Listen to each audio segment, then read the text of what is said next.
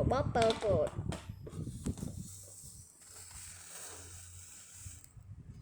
លាយស៊ីម៉ង់ដឹកស៊ីម៉ង់តែប៉ែដឹកស៊ីម៉ង់កំពុងតែធ្លាក់កំពុងដាក់ពណ៌កំពុងដាក់ស៊ីម៉ង់កំពុងបិទកែវនៃតែប៉ែមកពណ៌ក្រេឯអ្នកពាក់មួកក្បាលជ្រុង4ពណ៌ខ្មៅកំពុងឆ្លាក់រូបឯពណ៌បៃតងវិញកំពុងដាក់ពណ៌កំពុងដាក់ឥដ្ឋឯអ្នកពណ៌កាឈូកវិញកំពុងតាស់វាគឺជាមេផ្ទះ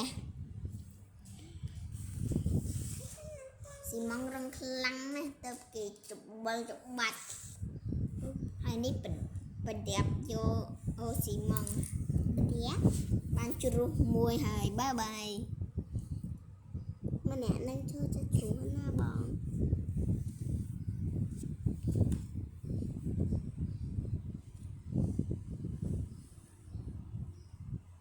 មានធីអិនធី10រយមុខ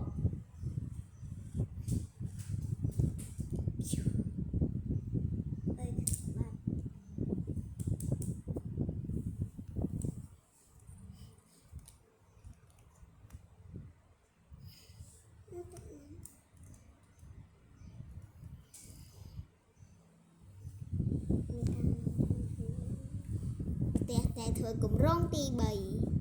ផ្ទះជាប់ពុកម៉ាក់វាបរោះពុកឈូកគឺជាម៉ែផ្ទះ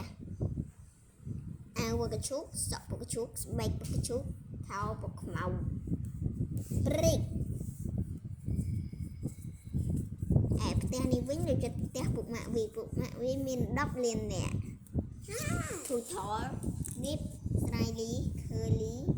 និងបងប្អូនភ្លោះ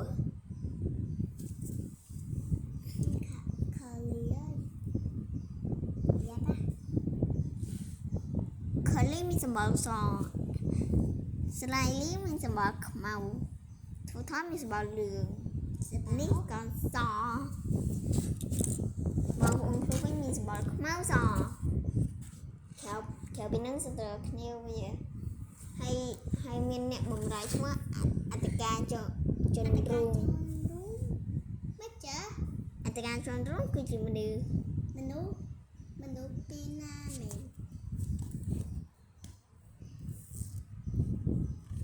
េះបាយបងប្អូនរឿងយើងមានតែប៉ុណ្្នឹងរឿងអាបងកម្ម